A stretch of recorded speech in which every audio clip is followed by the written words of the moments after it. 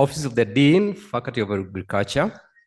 And I wish to take this opportunity to welcome you all to the University of Nairobi, the Faculty of Agriculture, and by special citation, the Department of Agricultural Economics, that has done us proud as a university in partnering with IFPRI for the launch of this great project, Food Systems for Health, Diets, and Nutrition. And as we start off, I want us to reflect on how many of us had a health day today. How many of you have taken care of their nutrition? So as we launch this project, I would like us to take home that question of, do we practice that which this project is telling us? Health, diet, and nutrition. And at this point, I wish to welcome Sally, who is going to be our moderator for today, to take us through the next part of this project. Thank you.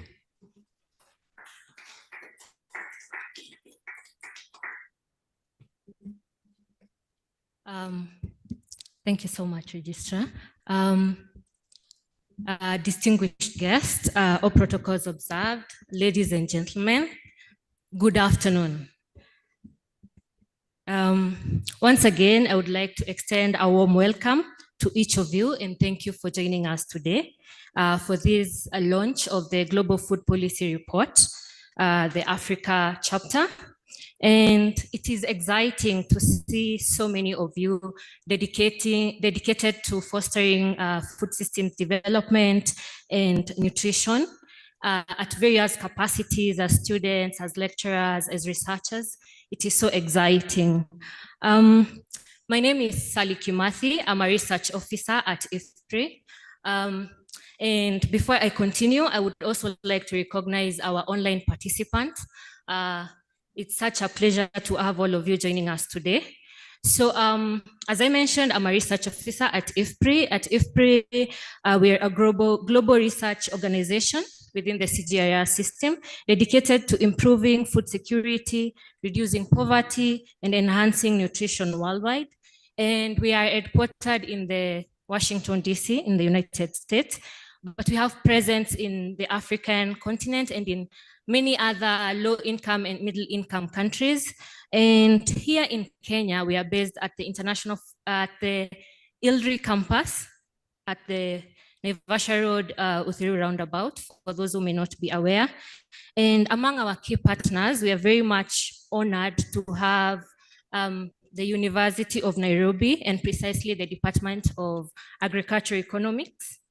So today we are going to have a very interactive day, and for that we have quite an interesting program that is well packed to guide us through, that I'll be taking us through it. And to begin with, we are going to start with opening remarks from the University of Nairobi, after which we are going to have some interesting presentations on selected findings from the report. And then we are going to have a very, very engaging and interesting panel discussions with our distinguished panelists and experts.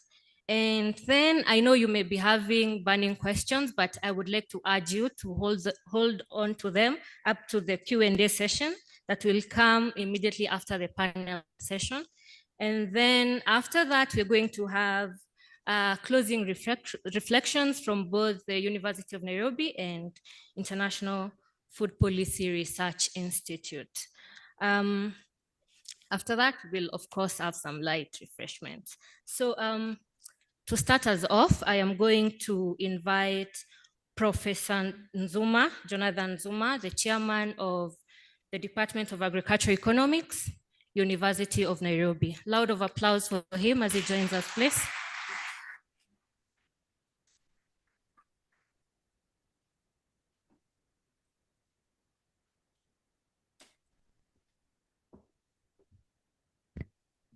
Yeah, thank you, colleagues, distinguished guests, the Dean, the IFPRI program country leads, invited guests, and those who are online. Good afternoon. I think it's good morning in Washington. So to our online participants in Washington and elsewhere, good morning. Mine is very brief. I want to invite you to the University of Nairobi. We are a department at the Faculty of Agriculture, one of the 56 teaching departments, domiciled in one of the 10 faculties in the university. And this afternoon, we are delighted to host IFPRI, the Kenya country office, as they launch the Global Food Policy Report 2024. We want to learn from this report, and we are excited that you managed to find time to come and join us. I have a very brief responsibility to invite the Dean, Faculty of Agriculture, who will represent the university. So it's now my humble pleasure to invite the Dean, Faculty of Agriculture, Professor Moses Nyangito, to come and give his opening remarks. Thank you.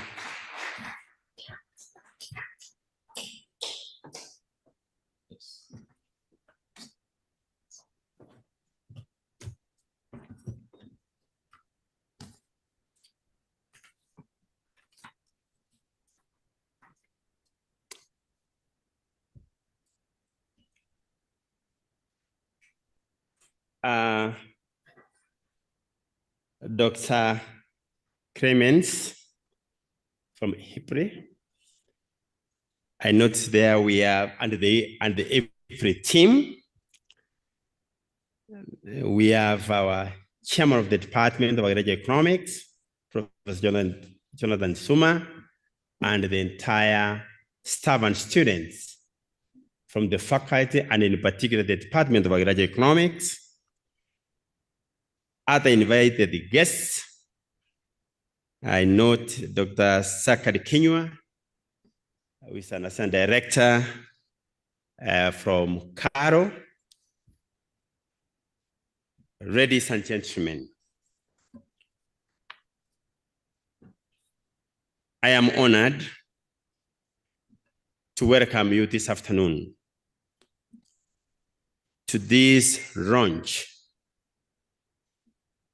of the IFPRI 2024 Global Food Policy Report meeting. I note that IFPRI has invited key discussants who will take us through the key aspects of this particular report. But before then, allow me to say that as a university, and in particular the Faculty of Agriculture, through the Department of Agricultural Economics, we are privileged and grateful to have IFPRI as our key partner in this area of food and food issues.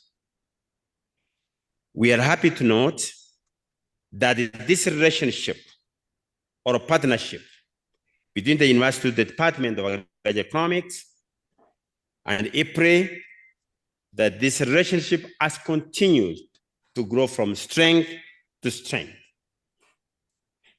And as Dean of the Faculty of Agriculture, I will do whatever it takes to ensure that this relationship and partnership is nurtured and continues to grow for the benefit of our two institutions and interacting partners.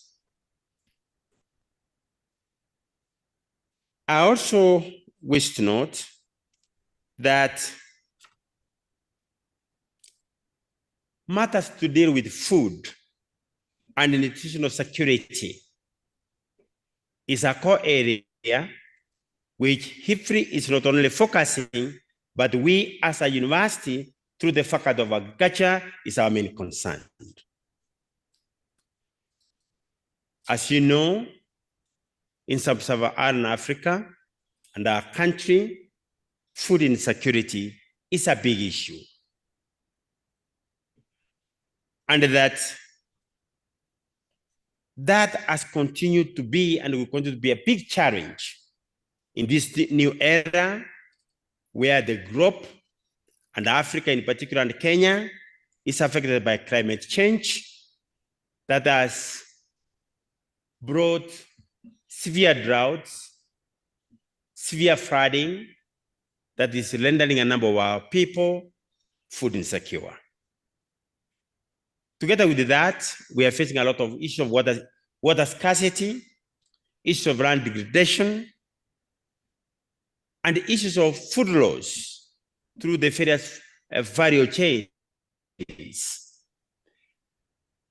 And the fact that we do not get enough funds to do good research, to develop technologies in time and new knowledge to support the day with these issues. That's why our partnership with your institution, claimants, IFPRI, is very important, because then it gives us the latitude as a university to have an opportunity to focus on these issues and try the best we can to offer society the solutions they need. Having said so, I am happy to note that this year's Global Food Policy Report is focusing on food systems for healthy diets and nutrition. The list of this report comes at a critical time for Africa. A fifth of the region's population is undernourished. Data diversity remains inadequate for many more, especially in Western Africa and Central Africa.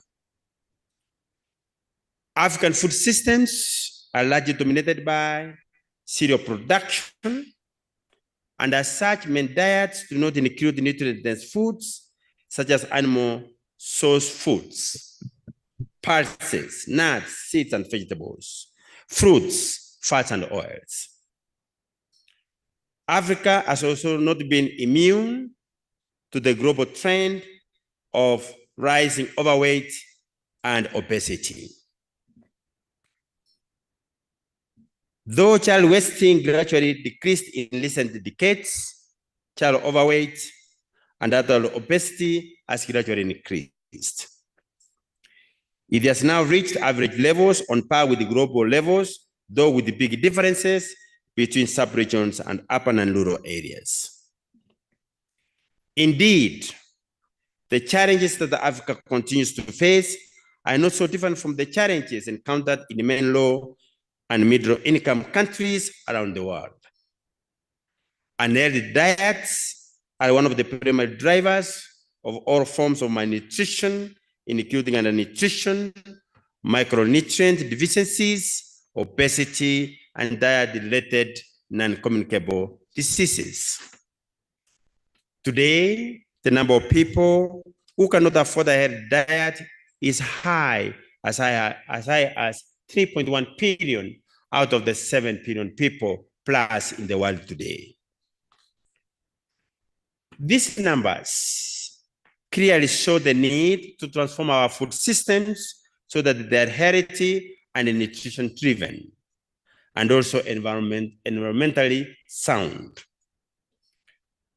The 2024 Global Policy Food Report does just that. It highlights the critical need to focus our attention on diets that promote health and well-being for both people and the planet.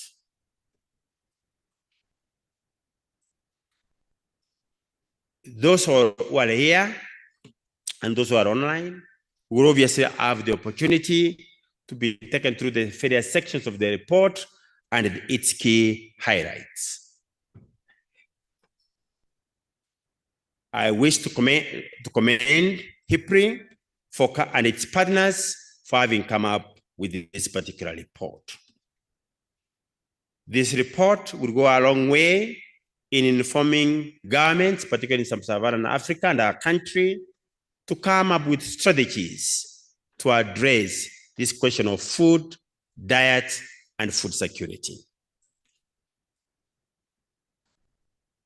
I want to thank the CGR and the other CGR centers, including ITA, that have come on board to work with IFPRI to get this report done.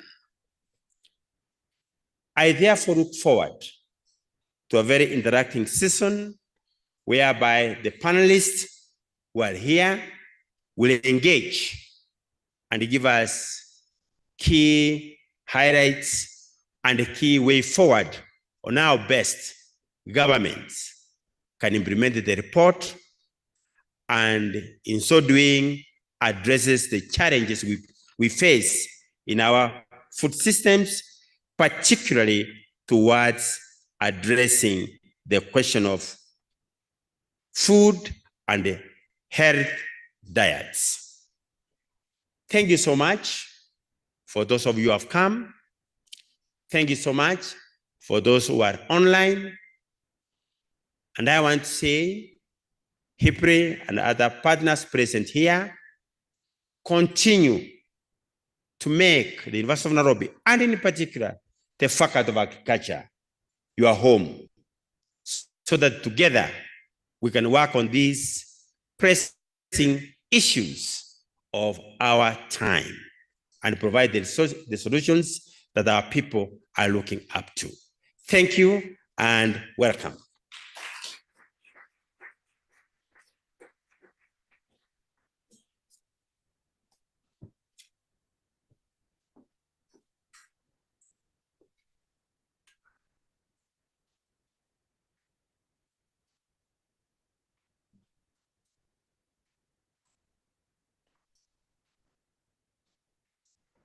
Thank you so much, Prof. Nyangito, for those welcoming remarks. At this juncture, we are going to dive into the presentations on the selected findings, and I'm going to invite our country program lead, Kenya country program lead, Dr. Clements. Loud of applause as he comes to the stage. Thank you.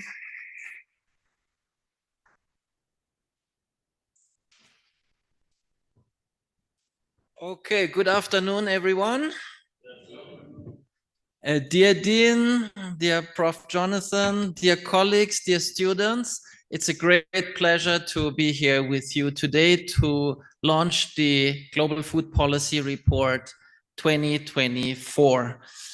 I would first like to start by thanking the University of Nairobi and you personally, dear Dean and Prof. Jonathan, for the good collaboration that we have. We have recently signed a memorandum of understanding. We have started some activities. This is one of the first sort of public events that we are organizing together. And I'm confident and hopeful that this will only be the start of a lot more collaboration on research, on policy dialogue, and on sharing capacity between our institutions. I'm also happy to see so many students here. That always reminds me when I was a student, I was always quite excited when people came and gave lectures. So I hope we are not disappointing you today, and it's going to be an interesting session. As you might know, we are quite proud to have one of the students of this faculty among our staff now, Oliver Kirui. We're very happy to have him, and I think we can all be very, very proud of him to have him here. Okay, and before I start the presentation, we'll deep dive a bit into the key findings of the report. I would again like to thank you for coming and the organizing committee for putting this event together. Now, if we could start sharing the slides. then we can get started. Just a bit of background. The Global Food Policy Report is IFPRI's annual flagship report. So it started, I think, about 15 years ago. So each year we are delving into a specific topic. This year it's about healthy diets. And as we have heard before, we are always working together with partners around the world on this report. So maybe and hopefully in the future, one of the next editions of this Global Food Policy Report, we can work with you and the faculty and your staff on one of those chapters. Okay, so this year we are talking about food systems for healthy diets and nutrition. Now let's take a look at the global picture and what the challenge is that we are talking about. The challenge is a challenge of the double burden of malnutrition. So on the one hand side, we have 2 billion people that are affected by micronutrient deficiencies. We have 148 million children under 5 that are stunted and 48 million children that are wasted, which means severely undernourished. On the other side of the nutrition challenge is the overweight, the obesity story, where 2.2 billion people are overweight or obese. That's about 40% of all men and women around the world. 1.2 billion have increased blood pressure and 0.5 billion suffer from diabetes.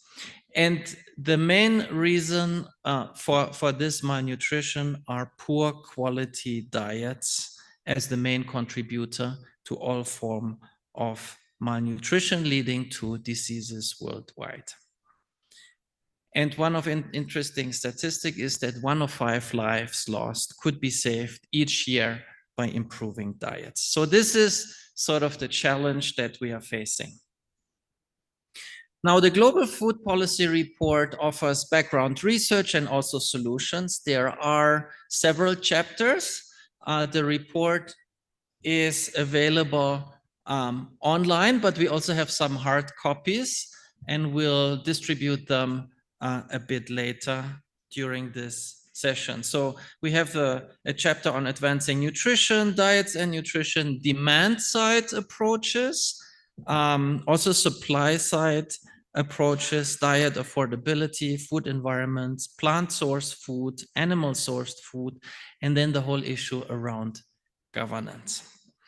Now, let's deep dive a little bit. And before we do that, we thank our authors. And you can see there are a lot of authors from a lot of different institutions from a lot of different countries. And again, we hope that in the future, maybe we can work together on one of these chapters. Okay, so what do we mean by sustainable, healthy diets? First of all, healthy diets obviously provide the nutrients for an active and healthy life. If we add the sustainable word to it, then we further take into account the environmental impacts of diets, and that's becoming increasingly important, thinking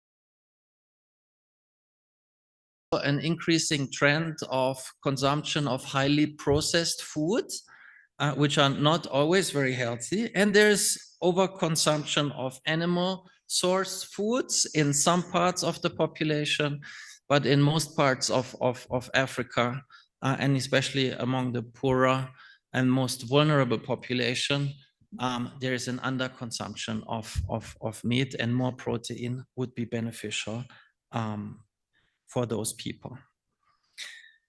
Now, what are the key challenges for achieving more sustainable and healthy diets? The first point is what we call the desirability. So there are so many food choices out there, and decision-making of individuals, basically all of us, are complex. And sometimes it's very easy to eat food that we know is not very healthy, but we still eat it. Now, the second point, of course, is affordability. A lot of people are simply not able to afford healthy food because healthy food has to be diverse, fruits and vegetables. And in many countries, those food items that are healthy tend to be quite expensive and not affordable for a lot of people. The third point is the accessibility. Some people might be very remote. There is no access to healthy food. And then the availability. In some countries, there simply isn't healthy food available throughout the year. Now, an overarching over all of this is the policy and governance a framework that is more or less conducive for sustainable healthy diets.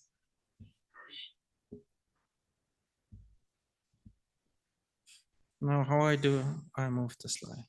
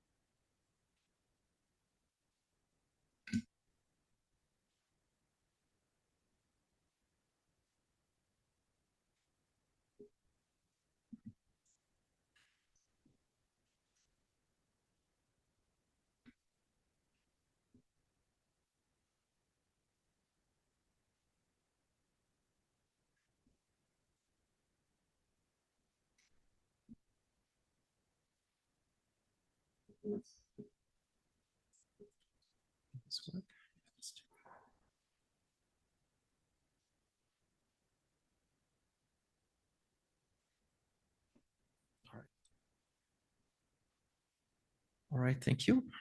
Okay, so we have, when we think about food, there is a demand side. So this is the consumer, and there is a supply side, which is the farmers and the producers and the processors, etc.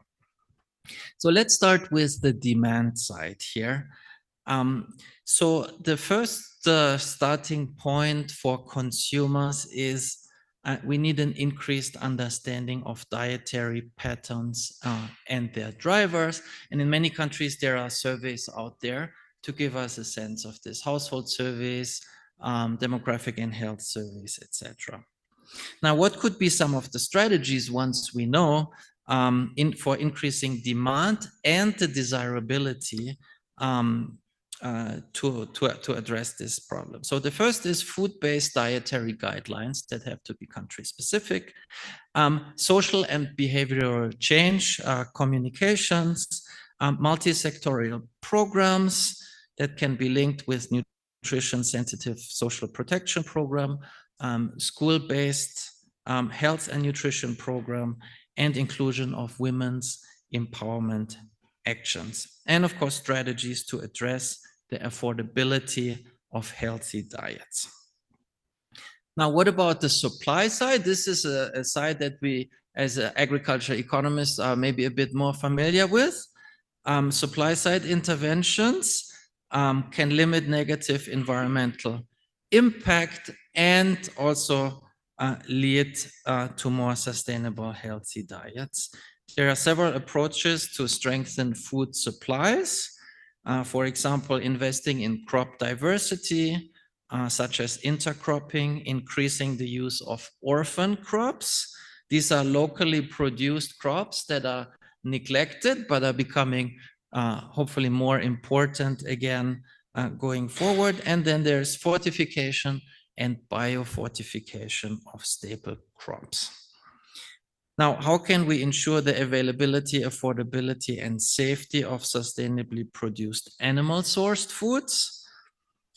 So in many low and middle income countries, and certainly among a lot of the population in Africa, it's desirable that the consumption of animal food will increase, particularly among infants and young children and pregnant women. In other regions, maybe some parts of the global north, there is too much meat consumption, and that also needs to be addressed. In all regions, however, food safety issue and environmental impacts are critical to be considered. Now, one aspect of the food system and the desirability dimension, etc., is the corporate influence that is out there, and that is to some extent influencing all our consumption of food. So this corporate influence is recognized as a key challenge to better diets and nutrition. Think of all the companies that produce chips and soft drinks and etc., and promote them quite heavily and quite successfully all around the world. So the big food, as we call it, shaping the narrative, they provide campaign finance to politicians, co-opting credible professionals, threatening legal actions can be a problem for achieving healthy and nutritious diets. The corporate influence and state institutions often intersect. So metrics such as the Corporate Financial Influence Index show financial leverage is even higher, and that is the corporate influence, the more autocratic our systems become. But we have to say the private sector, of course, is not homogeneous. There are ongoing efforts at self-regulation through scorecards like Nutri-scores for all the products to make things more transparent.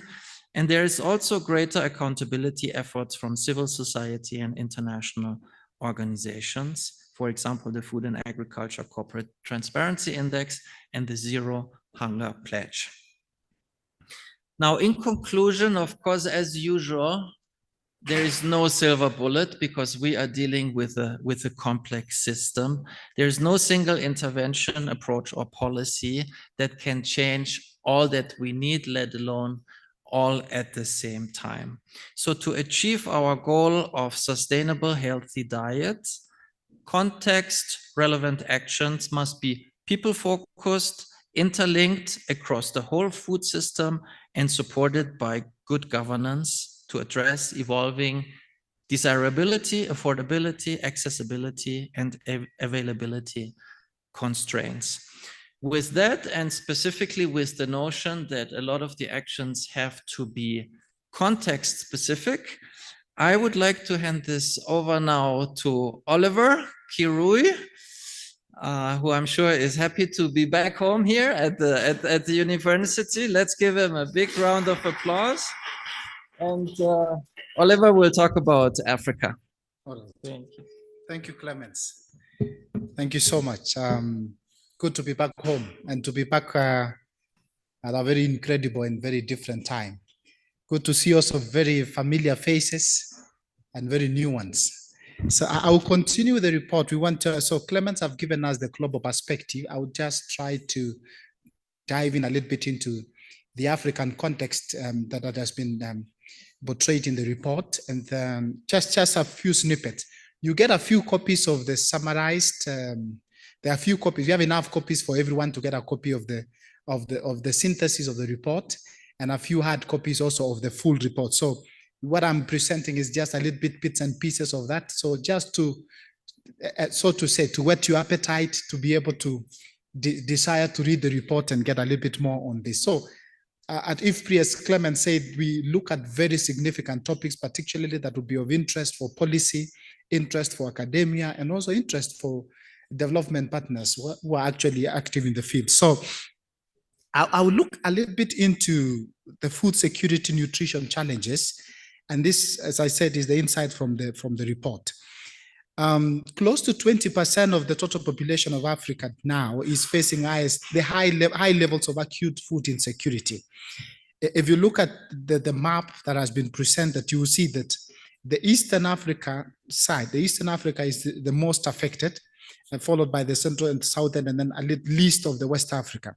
But if you look at country specific, then particular countries including Sudan, Ethiopia, and Democratic Republic of Congo in Nigeria are the countries that are really affected. They have the highest percentage of people that are facing acute food insecurity as of 2023. This has been attributed to several factors. So this crisis is driven by conflicts and insecurity. I think Professor Nyangito in his opening remarks mentioned a few of these elements. So conflict and insecurity, the extreme weather events and economic shocks. Post-Ukraine conflict and post, what we've seen lots of economic shocks that have affected most of the countries in the region. When we look at the challenges generally, and again, alluding to what we began with at the very beginning, the food systems in Africa are dominated by cereal production. So there is a lack of nutrient-dense food, including vegetables, fruits, and animal source products. And this is significant. It cuts across many countries in the region. Secondly, the high cost of nutrient-rich foods and widespread undernutrition and have a lot of economic implications on the poor, particularly on their nutrition. In fact, 1/5 of the African population today is undernourished. And poor diet diversity, so diversification of diets, has also increased the risk of undernutrition and micronutrient deficiency, especially in regions like Western and Central Africa. When we look at malnutrition and diet diversity landscape across Africa, Africa has the highest burden of malnutrition. Prevalences differ across countries or across regions as well, and also between the divide between the rural and the urban areas.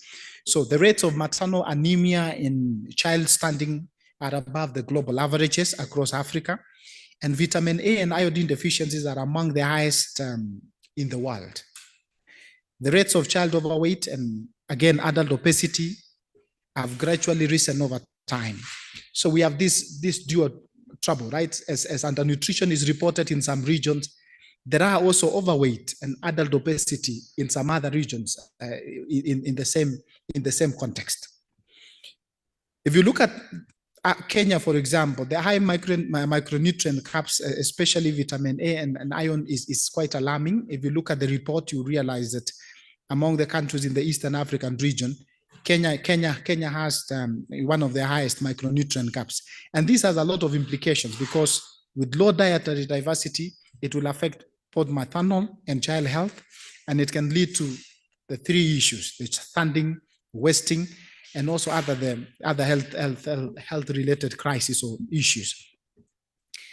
The affordability and the diversity of diets by country and by region is also presented in the report. And what we can see from our findings is that proportion of the population that cannot afford a healthy diet is very high. And this is high in Western Africa, so most countries in West Africa and Central Africa. And if you look at Kenya particularly, I have a spot for Kenya there with an orange mark, is that close to 80% of the population cannot afford a healthy diet. If we look at the second aspect, that is the prevalence of minimum dietary diversity among women, this is also high for Kenya. Close to 70% of the population, of women population, have the prevalence of high dietary diversity, minimum dietary diversity. It is even worse for children under the age of 2 years. So if you look at the prevalence of minimum dietary diversity for between 6 months and 23 months, Kenya has just about between 35 and 40%. So what can be done to address these gaps through production and through trade? One of the things is that over the recent decades, there's a lot of political commitment for food security and nutrition. It has grown over time at all levels across countries and across regions. And there is a little bit movement towards coherence in terms of policies and the actions. For Kenya, for example, there have been a lot of declarations and agenda to prioritize and boost food and nutrition security. If you look at the bottom-up economic transformation agenda, there was a lot of discussion on food security, irrigation, 1 million acres of land in the coastal region of the country. There have also been the biggest fertilizer subsidy program in the country to support production, food production, and so forth. There are also strategies and programs that have been put forward to address the gaps in production and marketing and consumption. And this is important, particularly because it increased production of nutrients, rich food, and address the barriers to access to this food. The other aspect is that with these strategies and programs, there's a tendency to increase nutrition-sensitive agricultural initiatives. And the third aspect is that there is potential to close the nutrition gaps if we continue and if we were to realize these strategies from the ministries of agriculture and health and so forth. One other aspect before I come to the last slide is on the role of social protection programs and nutrition sensitive policies. The role of social protection programs like cash transfers, school feeding programs, and food aid in improving dietary diversity and food security cannot be understated or overstated. We need to think about those aspects, particularly in conflict affected regions, particularly in areas that are crisis or there are imminent health and food security risk among households. There have been success in Ghana with school feeding program that has enhanced child nutrition and educational outcomes. And we believe that if this could be implemented in other countries in Africa, that could also support and help and boost not just the food security aspect, but also the educational outcomes. So there is potential for Kenya, of course, in implementing similar programs that could improve not just access to food, but also access to education and access to other related services, and especially in low-income areas. I think the county of Nairobi had this, is it called what? The Dishina County, right? So which is trying to support and make sure that children go to school, but at the same time, they're able to get nutrition and achieve educational outcome. I think it would be irresponsible for us to talk about food security without discussing the climate issues, climate change issues, because there is an inherent impact of climate change over time on what is happening on our production system. So the greatest challenge what we are seeing here is that climate change, conflict, and economic instability is increasingly disrupting food availability and access across many countries in Africa. I think that the latest report shows that from fragility work that we've been doing is that conflict has increased more than 5 times in Africa compared to a decade ago. So there are many countries in conflict, or portions or pockets of the countries that are in conflict today.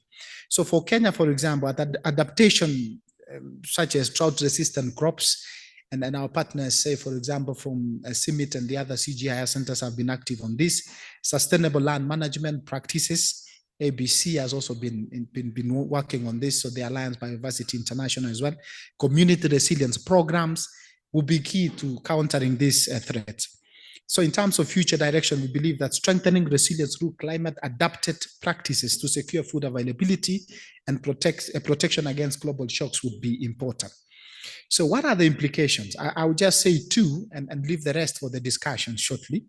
So it is important to integrate policy efforts. As Clement said at this conclusion, there is no silver bullet. There is no one solution that can fit all the context. So efforts both at local, national, regional, and also continental levels would be important to address food and nutritional security challenges across Africa.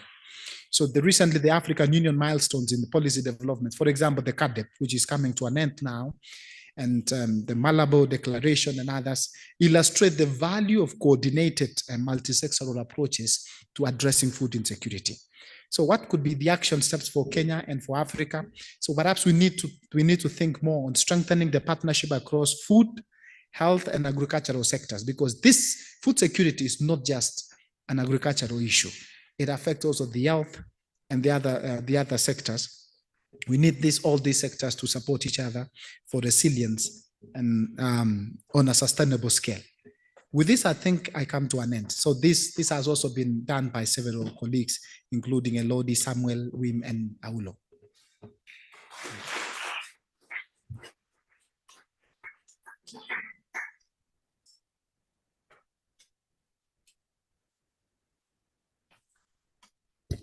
Thank you so much, Oliver.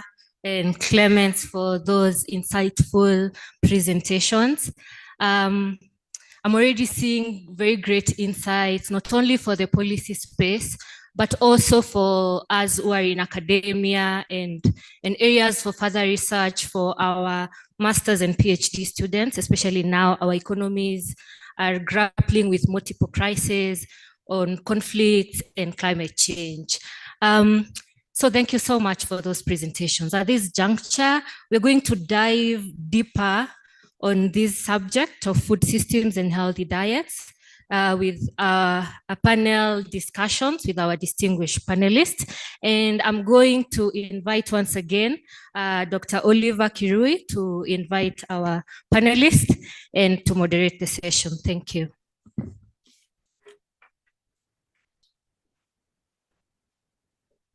As Parakirui comes on board for the physical attendees, there are convenient rooms at the first floor and second floor. First floor and second floor. If you wish to go to the washrooms, please go to the first floor, second floor. Thank you.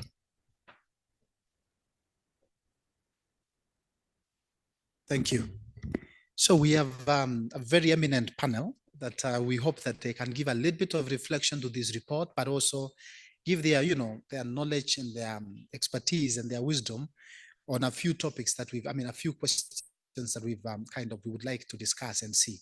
And please prepare your questions as well as we welcome the panelists. You'll be able to shoot your questions and we'll be able to respond and we carry on the discussion. First and foremost, I would want to begin to invite the first panelist, and that is one Professor Rose Nyikal. Professor Rose Nyikal is a professor of agricultural economics here at the University of Nairobi, and she obtained a PhD in agricultural economics here at the university in 2000, MSc and PSc here at the university as well. So her interest in the area of agricultural production economics and focusing on issues on rural finance and smallholder resource use. She teaches operational research, production economics, farm management, among many others. So the CV is long. I had the privilege to be supervised and to be mentored by her. So I know her very well, and I'm honored to invite her. Please join me in the podium.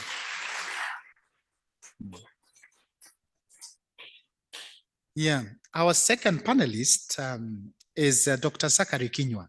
Dr. Kinyua works in Crop Systems Research Department at the Kenya Agricultural and Livestock Research Organization, KALRO. And the department covers all aspects of food, horticultural and industrial crops and associated technologies, innovations and management practices, so teams. He will tell us a little bit about that. Dr. Kinyua also holds a PhD in degree in molecular plant pathology from the University of London in the United Kingdom, having previously studied for his PSc in agriculture and MSc in plant pathology here at the University of Nairobi. So currently, Dr. Zachary is the Assistant Director in charge of crop health research at KALRO. Please, loud of applause as he joined us.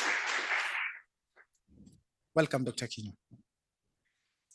My third panelist is Mr. Boniface Munene, who is an experienced policy analyst and researcher with over 5 years of expertise in economic development and agriculture.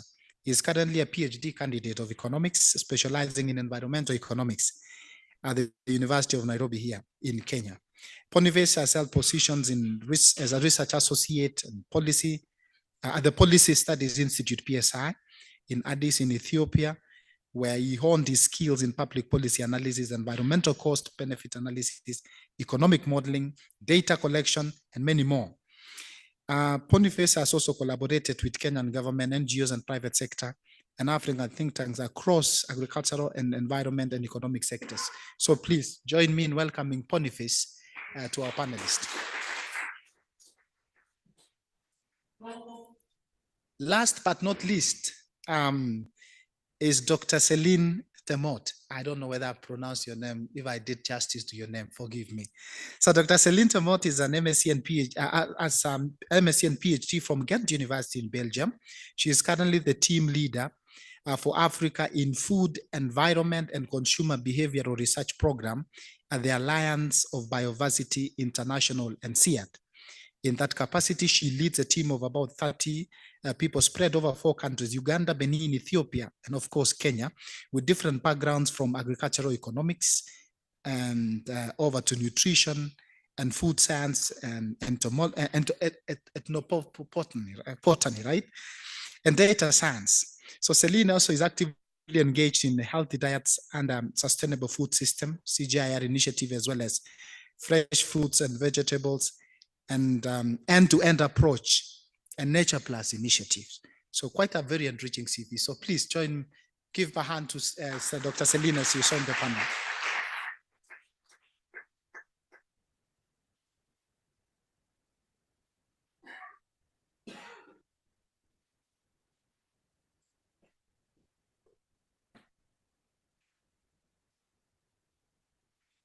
You can give a round of applause to my panelists, please.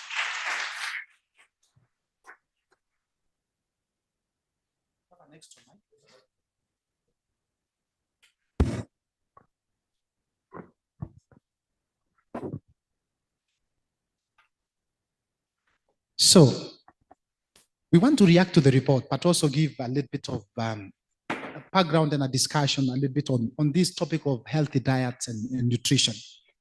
So my first question will go to Celine.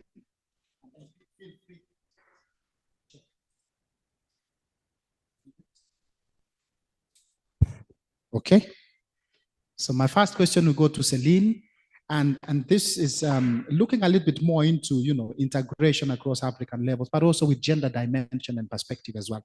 So given the African diverse food systems, how can local, national, regional, and continental approaches be better integrated to improve availability, affordability of nutritious food across the continent, and perhaps also for women and children, because we saw that there is also the biggest group that is mostly affected.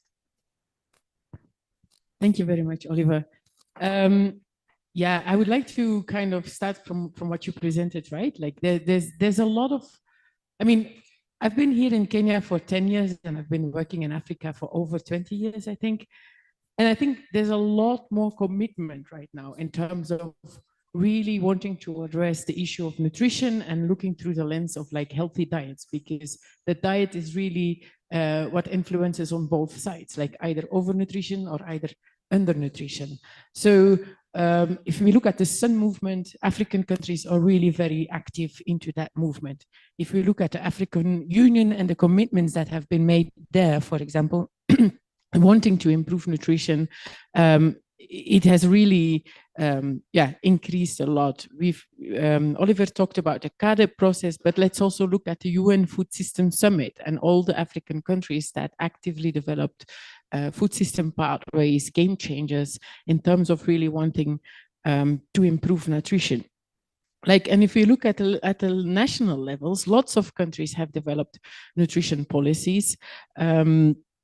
We also see nutrition figuring more and more into other sectoral programs, such as agriculture, education, social affairs, etc. So these are all, I must say, like positive trends. Obviously, there's still a lot of other work to do. For example, lots of countries have food-based dietary guidelines. But what is it about having a very nice document that is telling how we should eat healthy within our context, if it's not being actively used and implemented to teach people actually about healthy diets? So there's still a lot, I think, of work to be done on the implementation side.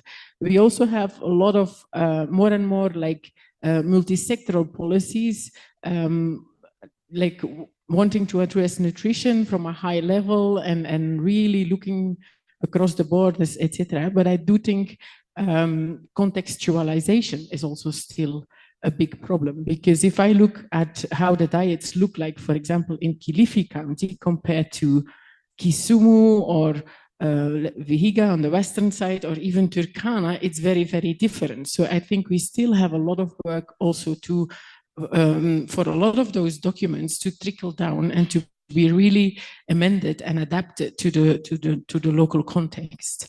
But something, and then also countries, and as I say, within Kenya we have a lot of differences. But if you look, for example, to the neighbor in Ethiopia, it's a very different system as well. Kenya has developed, and you can really work very nicely with the counties, etc., and try to build up from there. While in other countries, such as Ethiopia, you really need to start from the top and work backwards. So there's a lot of differences also into how different countries are approaching things. So that also needs to be taken into account in whatever strategies or policies we are developing. One thing that I think that is also still missing is we really need to start getting environment on board. Environmental policies, like the COP on climate change, etc. We really need to get much more healthy diets, nutrition, and food systems considered in these parts as well, as they want to address. Oh. Okay, I guess. I think it's fine. We should be. So yes, the nutrition is expanding and it's figuring in agriculture and school feeding programs, etc. But there is still other areas which are lacking, I think. And one thing I really picked up from the report and which I really like, because I also bring it back to the work I'm doing, is the fact that we should not only look into like the policies itself and what works, but we should look deeper into like, do governments have the capacity to really implement those policies? Do they have the skilled staff? Do they have the finances to implement the policies? What are the incentives to implement the policies, as well as the political economy? Clemens has referred to it, like there's also the corporate sector who has a lot of power. And so all these things, I think there's still a lot of work for us researchers to further try to figure out like what is the influence of all these parts, not just about like what can work, but also like how does it work. And the other thing maybe is, and that brings it back to the work I'm doing, is the acknowledgement of what can be achieved through grassroots organizations. So I really think we should also look into how can we support grassroots organizations, and some of these are really very strong, growing very fast. And if they kind of fight for their rights, if they are educated about what is a healthy diet, and they are really very powerful engines also to request their policymakers for change. And I can just give a very quick example. We started working some time ago in Vihiga County in Western Kenya here, and we started working with like 10 small farmer groups. And we were really able to like work from one problem to another. We started with addressing healthy diets.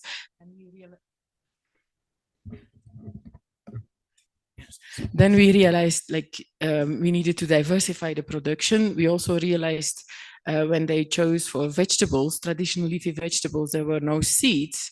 So we came into like the issue, like where do we get quality seeds for these traditional healthy vegetables to produce? So the communities basically came together, formed a CBO and set up their community seed bank. Meanwhile, the county had seen a lot of results, basically. They saw in their health centers less issues with malnutrition. They saw also the issue like that they could preserve cultural heritage through the seeds and the traditional leafy vegetables in Western Kenya. And it basically also started realizing that these CBO, who were individual farmers from the beginning, but now formed a bigger group coming together, and they started seeing them also as their voters. Like they were almost coming to campaign at some point because they became a powerful group, and they were now also like trying to address more the requests from the farmers because they wanted to stay in office, obviously. And that's where at some point the county came together, agriculture, environment, and health, and they formed a core committee pulling in trade, education, and all the other sectors where necessary to develop their first agroecological policy, multi-sectorial, to address food systems issues. So I think this is a nice example of how grassroots organizations can also like shake the systems a little bit, and that it's not only like top down, but that we need to work from both sides, and the ends need to meet together if you want to obtain sustainable change. Awesome. Thank you very much. I think I'm picking lots of points. Save it for last.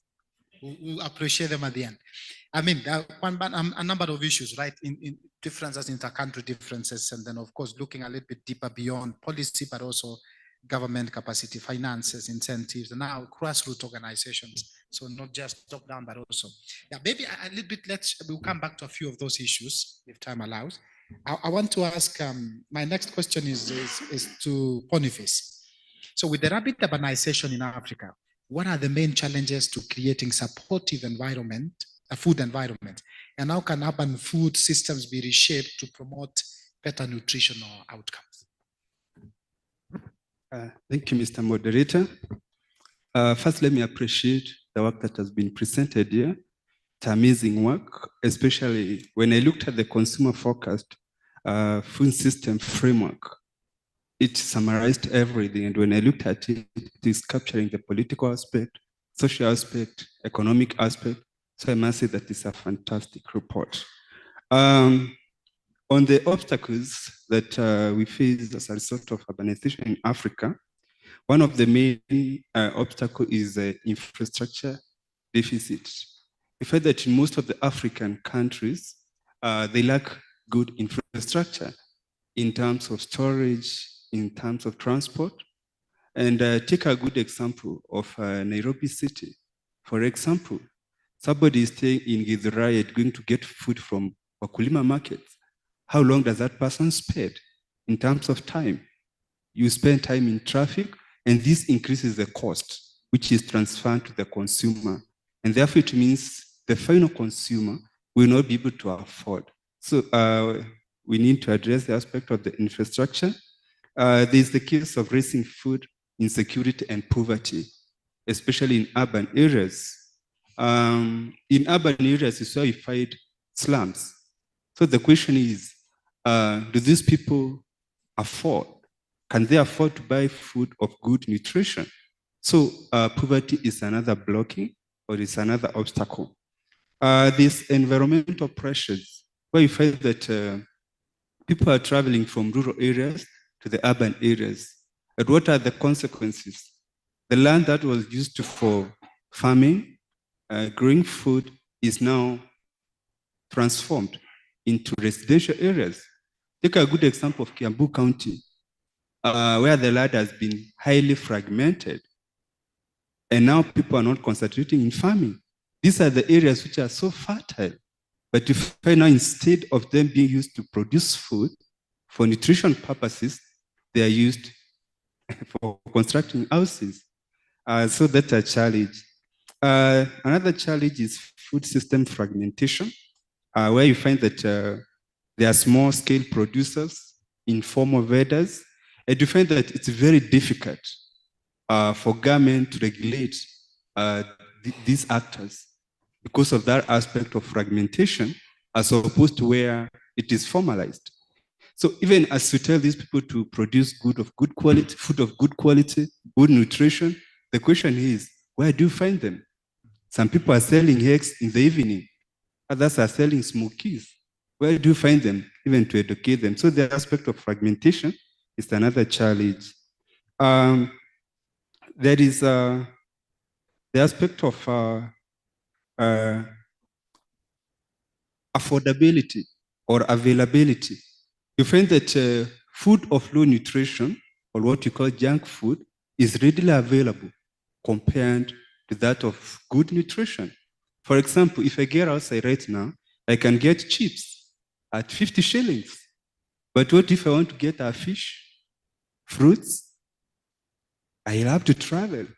So that's why we are saying that availability makes it now difficult even to enlighten people to adopt food which is of good nutrition. Another aspect is climate change. I define that with climate change, food production is reduced. So what happens? The urban dwellers, they don't do their food. Mostly they get food from the rural areas. So if there's no food production in the rural areas, it means there is no food in urban areas. So you find that climate change is another stumbling block. The last aspect is low income among the urban dwellers. A good example is in slums. how many people can afford fruits? They relate or they consider fruits, things like fruits, vegetables, proteins. They consider this as a food for the rich. And actually, if you give them fruit, they'll say, oh, it's rich to eat fruit after food. After eating food, it's only the rich people who eat fruits. So we are seeing that aspect of poverty, low income contributes. Now, how can we reshape that?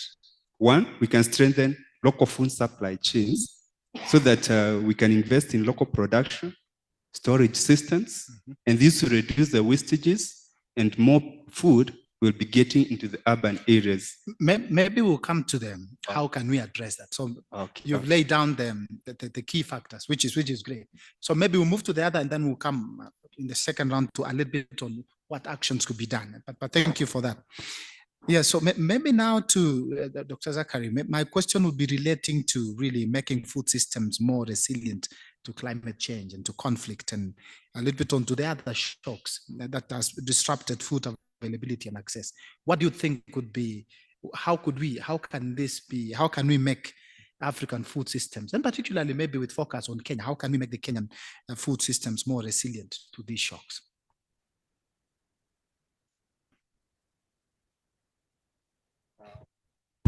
Thank you. I just want to take care of the microphone because I'm a little bit under the weather, so that I don't pass on what is not desirable to other people. Thank you very much for this opportunity.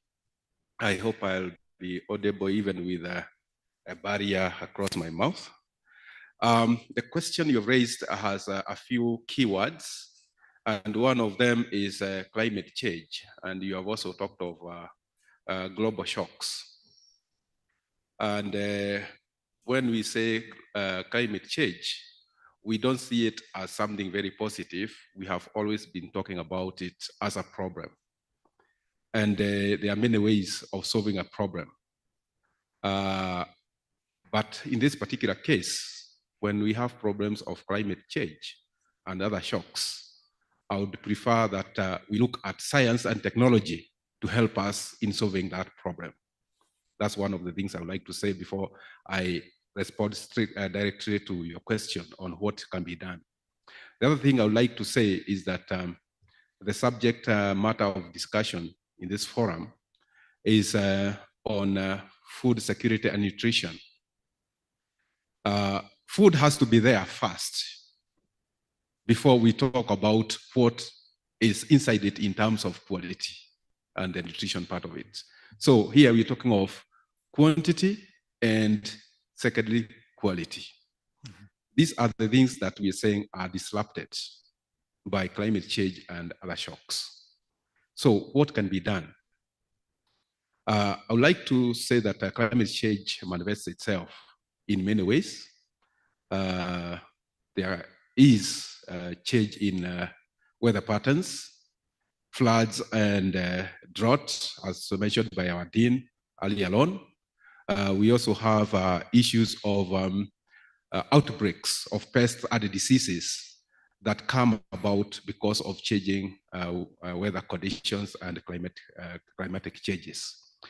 We also see conflicts coming up because as people migrate, possibly with their livestock, because of climate change, they encounter others and the conflicts arise. Some of the new environments they find themselves in are environments that are occupied by wildlife. So again, here you have wildlife conflicts. And as the people scrabble for the resources that are there where they have moved to, they end up having wars that are instigated or triggered by the scrabble for the same resources.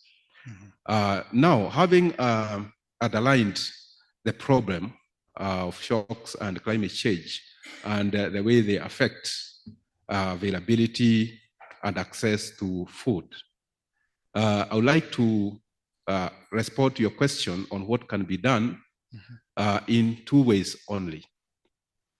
One is in terms of support for research in order to develop technologies, innovations, and management practices that will help the food systems that we have here in Kenya, in Africa, and the world at large.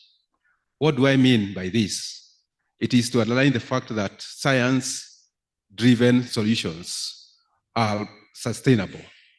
I'll give a few examples where each of you might also add their own examples of where research has developed technologies for innovations and management practices that can help mitigate the challenge of food insecurity and poor nutrition.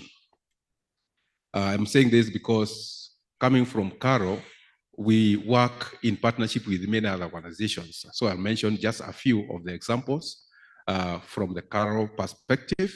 And I know the University of Nairobi, other universities, and other institutions also have technologies and innovations that they can mention and give an example of. In terms of drought tolerance, we have maize varieties that we have developed and have been developed in other parts of the world. And I can give an example of a variety called Uka maize, which is drought tolerant, and it's available in Caro. I can give an example of varieties of maize that we have developed for tolerance to a disease called maize rhizonecrosis disease. Again, this is something that we also associate with climate change because the prevalence of that disease is affected by environmental factors. I can give examples of a variety of beans that has been fortified, biofortified, to have high iron and zinc levels. And this is very good in nutrition. This is called Nyota bean, and we also have another variety called Angaza, and another one called Meta Meta. We have all of them available. So this is to try and make our food systems resilient. Yeah. I can go on and give other examples, like the sorghum varieties we have developed, like Karimatamawan, like the Gadam sorghum, and others. Now, we also have on the livestock front, because we are talking about food, and there could be plant sources of food or animal sources of food. The improved Caro chicken, which is resilient to many poultry diseases, and therefore, if it's vaccination, you don't have to do it as if you are having the broilers and the others. We also have dual-purpose breeds of cattle, like the Sahiwal, which you can find in one of our centers in Naivasha. Again, this is dual-purpose and is resilient to harsh conditions. So these are examples I'm giving in terms of the need to support research, so that we can mitigate the issue of inaccessibility and unavailability of food. The second point I want to raise. I want you to reserve that one for a second round. I'll come back to you. All right, thank you. I'll come back to you. I want to ask, last but not least, my question to Professor Nyekal. And this is really an intersection of many things, right? Because as we've seen, we cannot, it's not one unit, one system, but perhaps we need more people working together. So how do you think researchers, academicians, and also policymakers can work together to advance food security, promote healthy diets, and also foster rural development generally, I mean, in Africa, but perhaps more focus on Kenya? Thank you very much. Now, there are several stakeholders in this, the food security issues.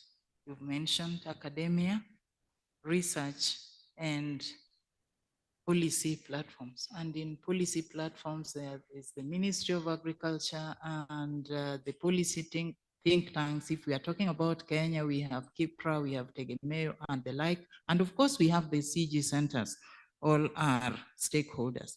We observe they do not have a common platform. Each of the stakeholders does their own things.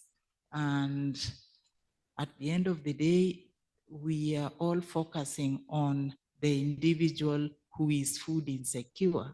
but we don't have a common platform where we share the problems and where we share our interventions or our research findings. So I would suggest that we develop common platforms where we look at problems together, and we also look at possible alternative ways of handling the problems, and even where there are successes, then we also share the success stories. We are aware that many of the food security issues are about the smallholder farmer or the rural dweller. So we are interested in the sustained improvements in human capabilities in the rural areas, but we have to start from an informed position. Rose Nyikal in a classroom in Nairobi does not know what happens in, say, Meru County.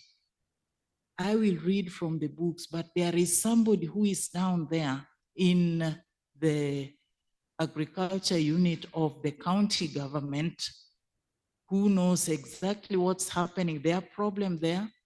And we, all the 47 counties, we have people on the ground who know, but we have not created a platform to meet each one of us to do what we can do best. We know smallholders are efficient but poor. We were informed by T.W. Schultz and telling farmers to improve this on that. We come with technological innovations, which are fine, but we also need to promote sustainable agriculture. What is sustainable agriculture? Are the two things speaking on the same platform? Sustainable agriculture and technological innovation. When we recommend a new seed variety, or now in the recent times, we are talking of BT maize or GMOs. Now, then we want to extend that to the smallholder farmers. Will that be sustainable? So are the two things speaking the same language, sustainable agriculture and technological innovation? Do we have sufficient policy environment, adequate policy environment actually to encourage the producer? It's observed, and actually the report also has mentioned that those who produce are less likely to suffer malnutrition. The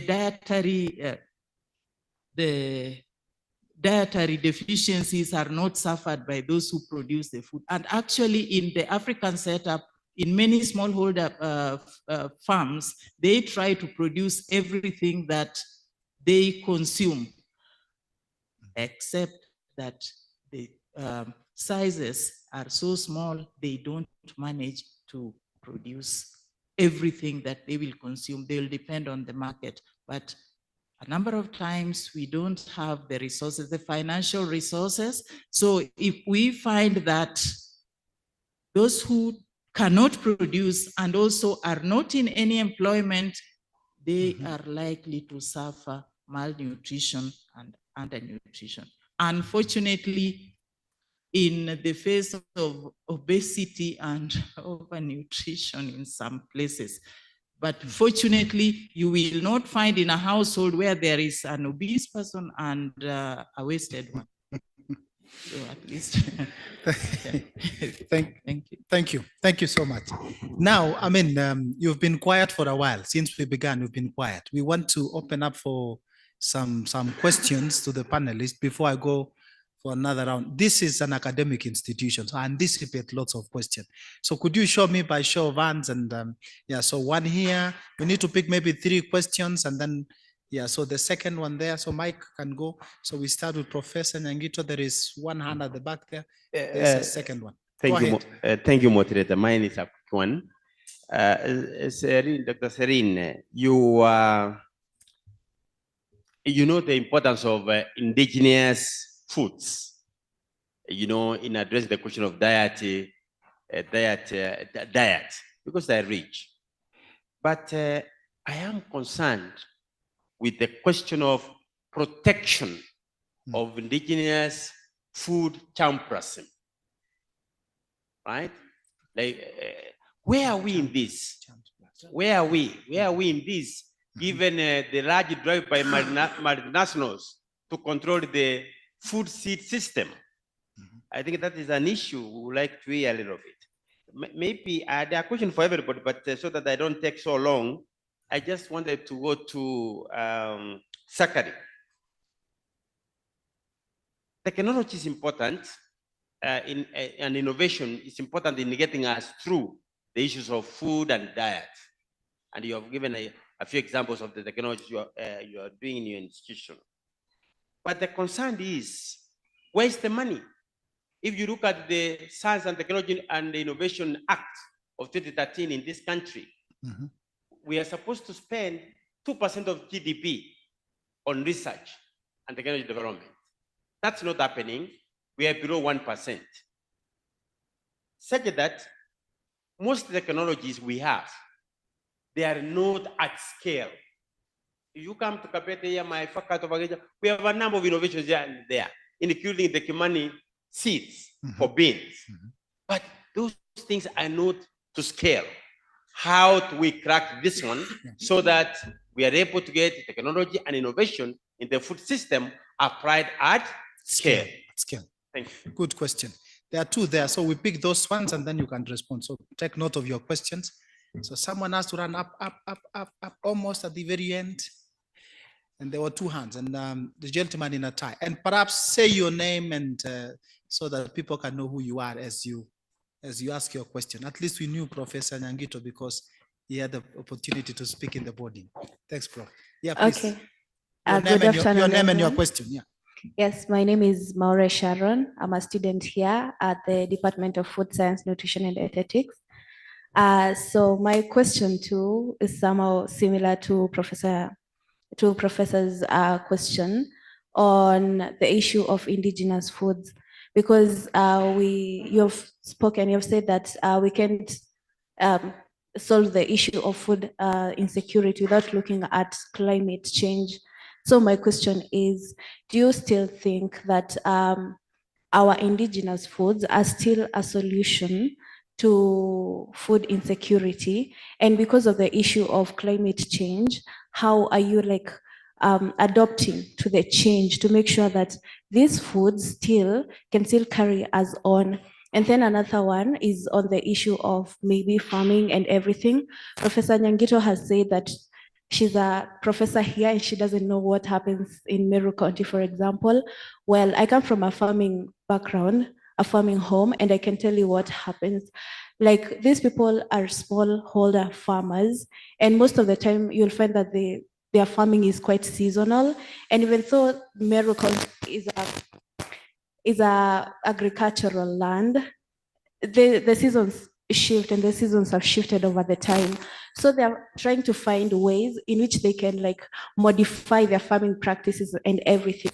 So I think the issue of food insecurity still comes in, whereby we still think that some areas of our country are agricultural areas, and at the same time, they are still struggling.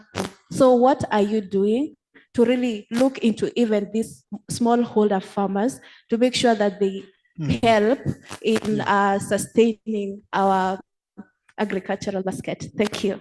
Thank you. Thank you. Seasonality. And yeah. Okay, my name is Elvis Olumosi.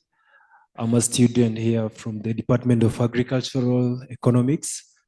And I'm also concerned that as much as we continue to have these conversations in our lecture theaters and in auditoriums, what are we doing as an organization or as food enthusiasts in ensuring that the people in the local areas are also benefiting in this way?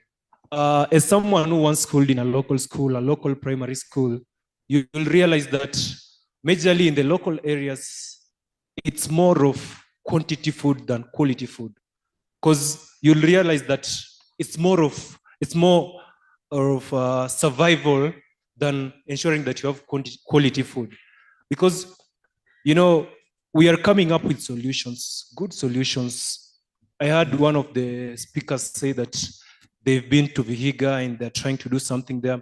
But what about other places? What are we doing to ensure that as much as we come up with solution now, the people at the local level are also benefiting? Awesome. Yeah, thank you. We will respond to these 3 questions and then we can take another round if there are other questions. Our time is almost up, but we started at 15 minutes late. So we have just about 10 minutes to close. So I think we have a few questions. So can we, maybe we respond as they came. So Celine and then, yeah. Thank you. I think there was 2 questions around indigenous foods and agricultural biodiversity and germplasm. I would first like to make a plea as to why they are so important. So that's basically the second question from the student. If you look at foods, they are much more than just the few elements we are talking about, okay? The few elements we are talking about is because we know there are deficiencies, and if we address them, we will really improve health of people. But the focus goes really much more from micronutrient focus towards healthy diets. And why is that? So it's because if you look at our foods, and let me talk about plant foods because that's what I know better, it's plants have in between 100,000 and 1 million metabolites. And we only discovered about 50,000 of them. But these metabolites are providing us with nutrients, antioxidants, but also health protective substances, which we have not maybe discovered. And that's why the recommendations of the World Health Organization is consume 400 grams of fruits and vegetables a day, which is quite a lot. I think Kenya with the vegetable consumption is a bit better off than the rest of the countries in the region, but we are not there. And this is really because the more diverse you can consume, the more chances you have to cover all the needs. It is, for example, known that eating broccoli is very protective against cancer. But like what we know is only the top of what foods are doing. Otherwise, it would be easy, no? We just take a few pills and we are fine. So the more diverse we can eat, I don't know if this is always doing like this. The more diverse we eat, the more chances that we're covering everything we need, from the things we know until the things we don't know.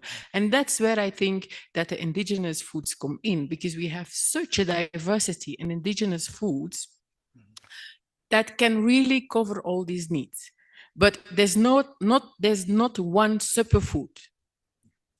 Don't focus on like one superfood, because none of them will provide everything you need. And that's where I really think we need to cultivate our indigenous foods together with indigenous knowledge, but also like it's also a way to create pride, cultural heritage. Like, where do I come from? What are my foods, etc. So food is also culture. It's much more than just health, etc. So that's one thing. That's the reason why I really think we need to protect these foods, and we need to look into our agricultural biodiversity, the wild foods as well as the cultivated and wild relatives of foods. Because even if you want to develop new technologies, we always need to go back to whatever we have. What are the plant genetic resources that we have available? So we have a national gene bank here in Kenya, which is trying to conserve a lot of this plant genetic diversity. But that can only do what it can do, right? There's always a lot of gaps and not enough resources to properly document everything, etc. Nonetheless, the National Gene Bank is here, and they do have a quite big diversity of plant genetic resources. Something else that we are working on, and I have mentioned it quickly in the first question, is community seed banking. Because what is also happening is that a lot of genetic diversity needs to be able to continue to adapt to changing conditions. Conditions change, the climate changes. taste might change, etc., etc. We also need to allow that plant genetic resources to adapt to changing situations. And that's where I think there's an organization called Seed Savers Network. They are present in 40 out of the 47 counties, and they are supporting farmers to really conserve, document, and exchange plant genetic resources. And we are working closely together with the National Gene Bank also to see how these seed banks, the local seed banks, can be registered under the National Gene Bank as a way to conserve our resources in Kenya. Thank you. Yeah, I think there was a question for Zachary. Yes, Yeah, it's working now. Thank you. Before the moderator asked me to stop, I had said that I was going to answer the question he had raised with the 2 points. I only made the first one. So the second one relates to what Professor Nyagito has asked about the allocation for research, 2% of GDP, and we are doing at less than 1%. Before this meeting was officially convened, we were just chatting with Professor Jonathan Zuma there, and we were agreeing that the challenges that the universities are facing as far as research is concerned are cutting across all research institutions, including CARO and others. Therefore, my response to this question is, I wish this conversation was being held with the policymakers. They are the ones whom we can sensitize so that they see the sense of making good what is in books. Instead of giving us less than 1% allocation for research, we get 2% and above. In this case then, the point I wanted to raise was that for technologies, innovations, and management practices to see the light of day after they have been developed, they need to be promoted and disseminated. And that requires budgetary allocation, and not just budgetary allocation, should be budgetary disbursement. I hope we have gotten the point as far as the first question is concerned. The second one was, how do we make these technologies reach the users to scale? Again, it relates to the same point of budgetary allocation and budgetary disbursements. And I want to give an example of what all Kenyans know if they are still living here in Kenya. There is a disconnect between where the technologies are developed and where they are used. You know, we are in a devolved system of government. You know, the missing link in terms of our extension departments, which are at the counties. You know how well facilitated they are or they are not. And this is where the problem is. So these technologies, if we are lucky to collaborate with other institutions that get some funding to develop the technologies and innovations, they may continue being in shelves until we address this issue of how can we work seamlessly across all levels of government. Thank you. Thank you. And then there is one also. Until we find a platform where we share everything. So it's back to the platform, right? The reason why policymakers need to be involved seriously in this conversation. Right. There was a question on Mary. I think that was answered, right? Somebody said, yeah. So the question, your question was relating to.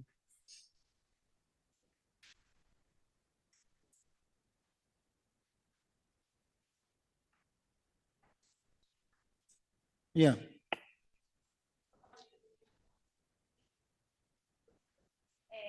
For the sake of the online participant, repeat that line and briefly, just a line.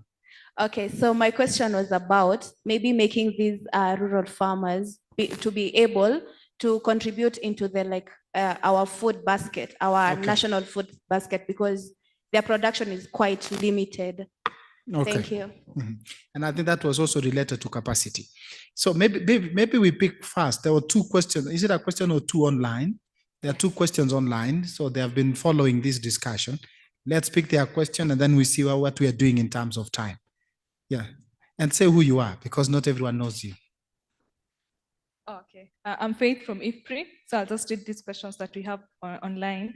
One of the questions is, what are the policies being put in place to ensure that small-scale holders are included in the health food production system to reduce post-harvest losses? Then let me just read all of them, then So smallholder inclusion in reducing post-harvest losses and policies around that. Note that I think we have one person responding to one or two. Okay. Yeah, go ahead. Then we also have another question from Suleiman. Based on the previous experiences and lessons learned, what could be the most effective approaches to shift consumer behavior towards sustainable and nutritious food choices? So shifting consumer behavior to more of sustainable food choices. Yeah. Then we have another question, and this is also from Simeon. How can rural populations, particularly smallholder farmers, overcome barriers such as resource access, infrastructure inadequacies, and vulnerability to climate change to reduce moderate and severe food insecurity? Yeah, thank you. Good. So there are several questions. I want we respond in very, very simple way. So this is your questions, panelists. Who want to pick what? Who want to respond to which one? Maybe on post-harvest losses. So yeah, pick one and then okay. Briefly. Thank you. Let me address the one on policy for post-harvest losses. Exactly. I just want to be brutal. In this case, policies come after a problem has already been identified. Laws are created after there is a problem already. In this case, we have no shortage in Kenya of policies and laws as far as production and storage and post-harvest loss management is concerned. What needs to be done is to implement those policies. And the simplest way is to ensure that farmers or producers and transporters have access to information on how to reduce those post-harvest losses. Where is that information? The information is with our extension officers. This university has been generating many of them. Where are they? How facilitated are they? So the issue is disseminate, transfer the information for the post-harvest losses to be capped. Not that we need to develop any policies. Thank you. Maybe to come in briefly regarding the post-harvest losses, one of the recommendations is to adopt technology. And if you adopt technology, it will solve quite a number of challenges, including what Simon was asking of the information asymmetry, because the farmers will be able to link with the consumers and will be able to eliminate a number of middlemen. So technology. Yeah, there was a question on consumer behavior towards sustainable health diets, and the other question on resource constraints. So we have two. Yeah. I could take the consumer behavior. Yeah, please go ahead. I think there's a number of things that need to be done here. First of all, from a research perspective, we really need to have better knowledge about food choices and the determinants of food choices. Why do people eat what they eat? And affordability is a big thing, especially for resource-constrained families. But it's not the only thing. There's also cultural values, personal preferences. All these things will interplay and determine the food choices that I'm going to make. Not only I might be motivated in terms of eating healthy and sustainably, etc., but my lifestyle, very busy, single mother, whatever, doesn't allow me to go to the specific shops where I would be buying what I really wanted to. So I only have very little time and I need to find everything together. So it's also the lifestyle that will that is part of that intermingles here with the food environment and the food choices that I'm ultimately going to make. So there's still a lot of gaps, I think, in terms of our knowledge into understanding how food environments influence consumer choices, but that is also mixed with lifestyle, etc. So first of all, we need to better understand. Secondly, I think there were a number of things that were suggested also in the report. I think there's a nutrition education. I often hear, my team does a lot of work in behavior change communication and nutrition education. And I often hear like, oh, but people know, they just don't do it. No, there's still big gaps. And in terms of knowledge, you would really be surprised about the types of questions that come up, et cetera, when we try to do in nutrition education. So educating, and I think starting already in the schools, et cetera, is one thing, and creating preferences for healthy foods. And then the other thing that you can, which is a bit more repressive, but then there's also the government that can come in, no? There's examples of Latin America about putting taxes on unhealthy foods, or having subsidies for healthy foods, or we can also think in terms of promotions, what is allowed. Can we promote unhealthy foods at peak hours when our children are watching TV? So there's a number of things that in terms of like regulations and taxes and subsidies that can be done as well. So there's things to be done at very different fronts for that. Thank you so much. And as Dr. Professor Nyikali is saying, one or two more points. I think in this knowledge gap, I think it's very important. I know in Kenya sometimes we used to say ugali security is the food security of the country. And there's no maize security, there is no food security in the country. So I think there is a lot in terms of preferences. And again, I mean, there are people who say when they are eating rice, they are waiting for real meal to come, right? So they are eating as they wait for the food to come. So that is warm up, waiting for food. So I guess there's a lot to do in terms of those gaps and those traditions. And really they play a very significant role on food choices and what people really decide. Sorry, Prof. Thank you. I would like to respond on the issue of resource constraints, that how do we try to assist the smallholders handle their resource constraints. If you ask any smallholder farmer today in market gossip, they'll say what they don't have is money. But when you check closely, if you study, you will find that not all of them require more money from outside those little farms. So it is about reorganization of the resources they have. It's about sustainability. We find that, and a study has been conducted, that we are always recommending input intensity, and we don't even have a control over the conditions that come with the input intensity recommendations. So what would happen if we are talking about resource constraints? We really have to identify what resource we are dealing with. It's about knowledge resource and not financial for that matter. And in many places, and in my own backyard, if you asked me, I would say everybody should grow sorghum rather than maize. So we are not talking of maize shortage as such, or food insecurity when we don't have maize, but I should talk of food insecurity when I don't have sorghum. Yeah, and in many parts of the country, we have such issues. Thank you. Thank you. Thank you. Resource reallocation. I think that's the key word. I think we are coming to an end of the panel discussion. There are many questions that we have, right? But my feeling is that the time is running. I want to give the panelists a last round and to give a little bit of closing remarks each, because there's still more to come. I know you had prepared a lot for more discussion, right? So I will start from the other way around. So I know your closing thoughts. Perhaps you can reflect a little bit on a few points that we didn't talk about here. But as part of your closing remarks and closing thoughts, could you say a little bit what your key takeaways from the report, from your experience, and what you think could be where are we heading to? What could be the next step from here? So yes, let me start from Professor Nyikali coming this way. Yeah.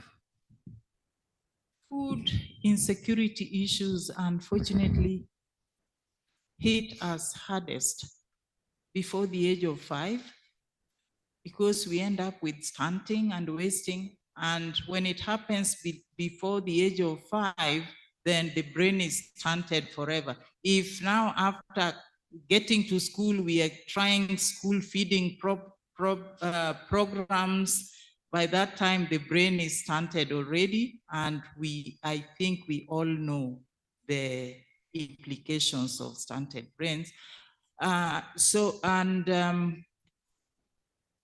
We need to involve everyone, because everyone is a stakeholder, and right from school. My experience with research conducted in Homa Bay, where we were trying to promote orange-fleshed sweet potatoes, we realized that when the children are also involved, children in pre-primary, then the families are likely to adopt more than when we just talk to the adults. But when children are also involved, a lot happens. We in the country even removed agriculture from the curriculum. I'm sorry, I've not picked the new curriculum now, but when we had 844, agriculture was removed. So you are telling a post-secondary school to go to the farm and produce this and that. You are actually insulting them. But when we start at primary school level, at nursery school level, that what we need is 1, 2, 3, all the balanced diets, then that will be ingrained in them. Thank you very much. Right. Thank you. When we talk of food insecurity and malnutrition, we need to sort out this problem. The way to do it is to ensure that we allocate resources and utilize them prudently and efficiently. There is a lot of leakages in terms of the pipeline that resources follow. Much as we say that in Kenya, agriculture is the backbone, it remains a statement without efficient and adequate investment in it. We need to increase our efficiency, and we need to invest seriously and have awareness creation and the education of the stakeholders, including farmers, at the heart of it. Thank you. Thank you. Okay, on food and nutrition, I would like to advocate for adoption of technology. And basically, mostly I research on matters of youth. And I find youth play a critical role in terms of food security and nutrition. How? The youth have been trained. They can be used as extension officers. They can disseminate information to the farmers, and they can act as a link between the rural and urban farmers. This will eliminate quite a number of challenges that they face, because some of these challenges are as a result of information asymmetry. So we can loop in the youth and we eliminate it. Thank you. Thank you. Yeah, I would like to talk about something very different. We've already mentioned, oh, it's a pity we don't have policymakers in the room, right? But what about the farmers themselves? Exactly. I've been working for quite a long time in Turkana County. As you might know, this is the county where the biggest amount of money for food aid is going to Turkana County, right? But the thing I always try to enter in my research is those farmers we are working with, they have knowledge too. They are not just beneficiaries of projects. We really need to start seeing them as agents, as people who can also influence their own future. And that requires really a mindset. But if food aid, and it's really necessary, at points I've seen really very difficult situation in Turkana last year. But we need to think about how we are making people dependent, and we are not fostering them to look for their own solutions. And I really liked what Professor Rose was saying about, like, sometimes it's not just resources, it's also knowledge. So how can we start working from local knowledge, bring in the science and everything we need, and really try to foster that idea of starting to co-create interventions?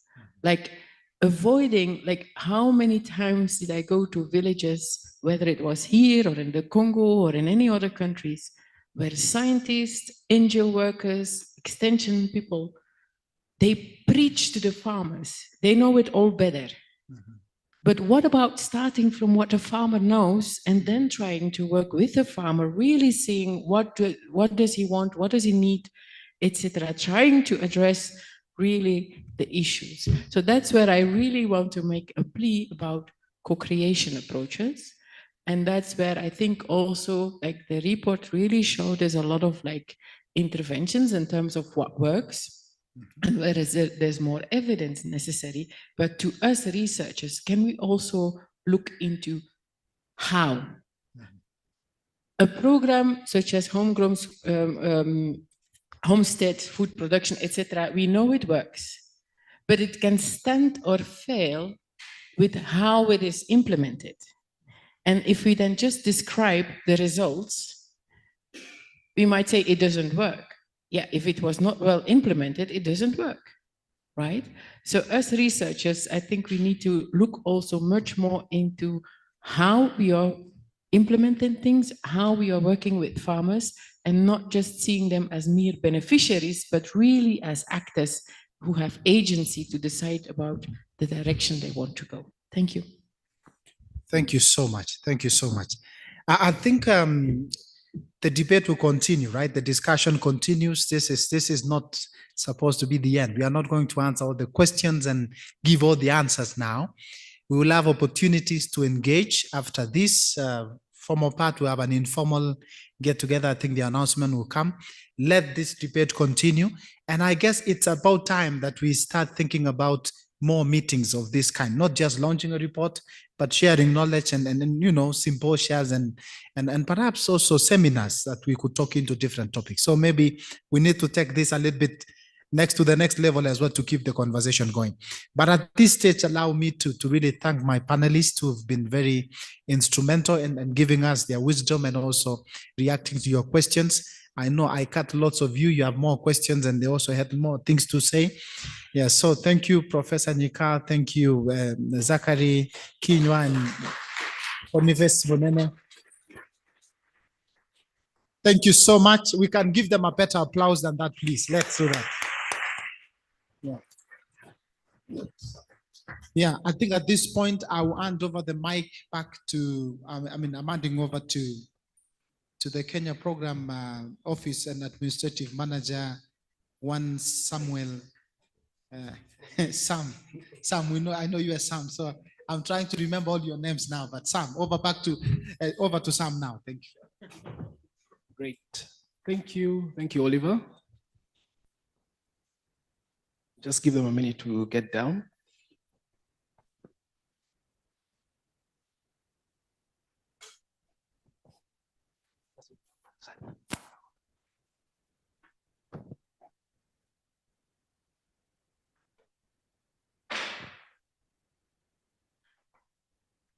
Yeah, I just want to say thank you. First of all, I introduce myself. My name is Sam Gituro. I'm the Program and Administration Manager at IFPRI Kenya.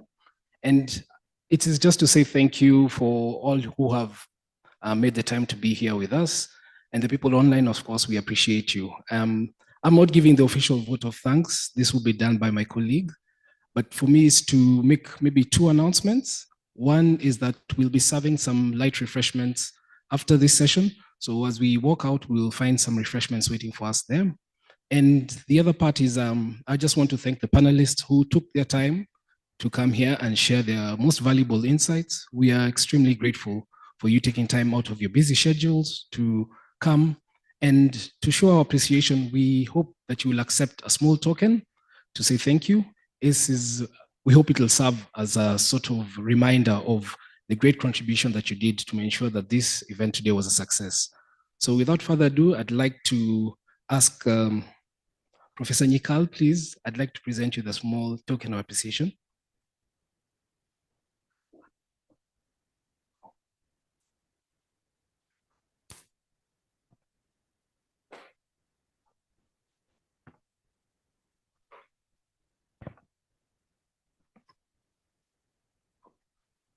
I want to put the banners here for the photos.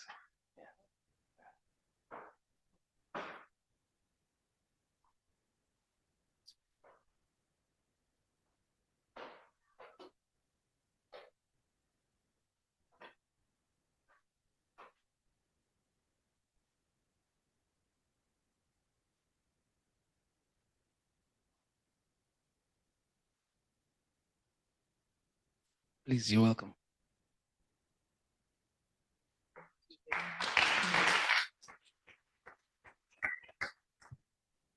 Thank you. And next is Dr. Celine Tamot.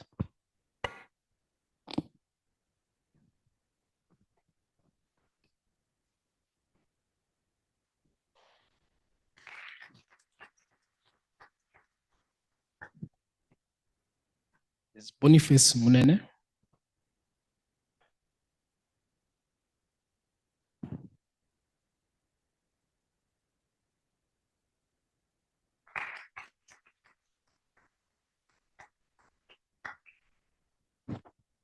And Dr. Zachary Kinywa.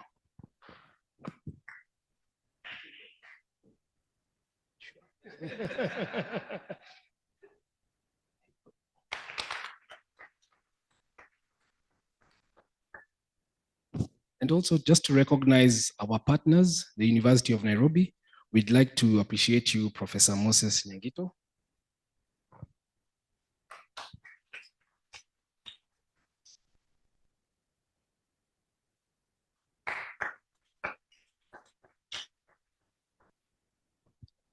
Then there's Professor Jonathan Zuma.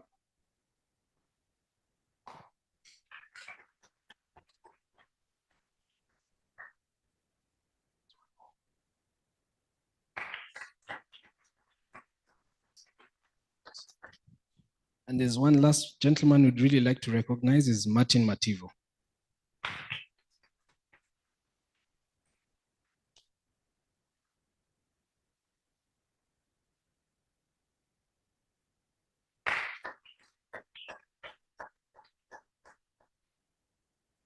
Thank you so much.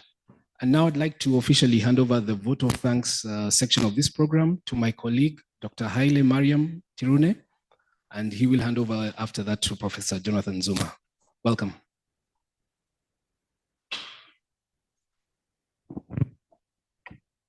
All right. Good afternoon, good morning. This is a really interesting session. So I would like to say thank you for coming, for those who came in person, and those who joined online. I would like to thank you. And I would like also thank you, our distinguished guests, particularly distinguished speakers, panelists, and participants for your invaluable contributions and insights. I would like to also highlight that the dialogue on food system and transformation, food system transformation and nutrition is both timely and crucial, particularly in Africa. And I would like to also extend my special thanks for the University of Nairobi, particularly Department of Agricultural Economics, for co-organizing this impactful event. Ladies and gentlemen, as we have heard today, malnutrition continues to be one of the pressing problems in the world, despite there are some progresses. Roughly around 3.1 billion people in the world do not afford access to healthy diet, which leads to leading problems of malnutrition, obesity, and diet-related non-communicable diseases. The 2024 Global Food Policy Report highlights the urgent need for actions to transform our food system, making healthy diets affordable, accessible, and sustainable for all. Key findings of the report emphasize that it is important of both improving food environments in one hand, as well as increasing availability of nutritious food, particularly fruits and vegetables. It also underscores the need for strong governance and context-specific solutions tailored to local conditions, particularly in Africa. Moving forward, first, the innovative solutions we implement must be evidence-based and collaborative. Second, governments, policymakers, as well as communities should work together in order to enhance and make healthy food available for everyone. Finally, I would like to thank you again for coming today, both in person and virtually. And let's continue this vital work as the future of our food system, as well as our health depends on it. Thank you again, and I would like to hand over to Professor Jonathan. Yes, thank you very much. Our time is spent, so I won't take much of your time. I want to most sincerely thank you for finding time to come and be with us as we launch this report this afternoon, and those who are online and in the Northern Hemisphere this morning. I want to recognize the staff from the University of Nairobi who assisted put up this place this morning. We had a team that put in a lot of effort. Your effort will not go unrecognized. I say a special thank you. I want to thank the team from IFPRI for finding time and for choosing to launch the report at our department and at the university. I also want to thank our panelists for finding time to come and lead an inspiring debate, and all the service providers who have supported us today to make this event a reality. Please feel welcome, and your contribution has been well recognized. Now, after this, we will go and have refreshments in the foyer as we walk out. But I have one small request that we take a group photo. Then we'll do this very simply. You stand where you are. So the people seated on this side, you come. Okay, I'm being told that there's another style. I was looking for the most efficient. And then after I'm done, before the group photo, I hope Dorcas is still around. Yes, you will, of course, remember to close this with a word of prayer. And then I have only one thing. I'm also a researcher, much as I was doing the admin this time. But there is one simple thing I saw there in slide number 1 that hit me. And those who are online will see what I've written. That the deaths that you've seen this year, 1 out of 5 could be abated by only ensuring that you do a healthy diet. Think about that as you go home. And I'm sure you know the people who have died this year. There were very powerful statistics there. 0.5 billion people are diabetic. I don't know whether you saw that. And it's all health related. Powerful reports. Thank you very much. Allow me to stop here and welcome Dorcas to say a word of prayer before Martin comes and arranges us for the group photo. And after the group photo, we will all walk out through that door and enjoy our refreshments. I'm told there are about 3 serving stations, so some can walk out through this door and the others through this door. Thank you.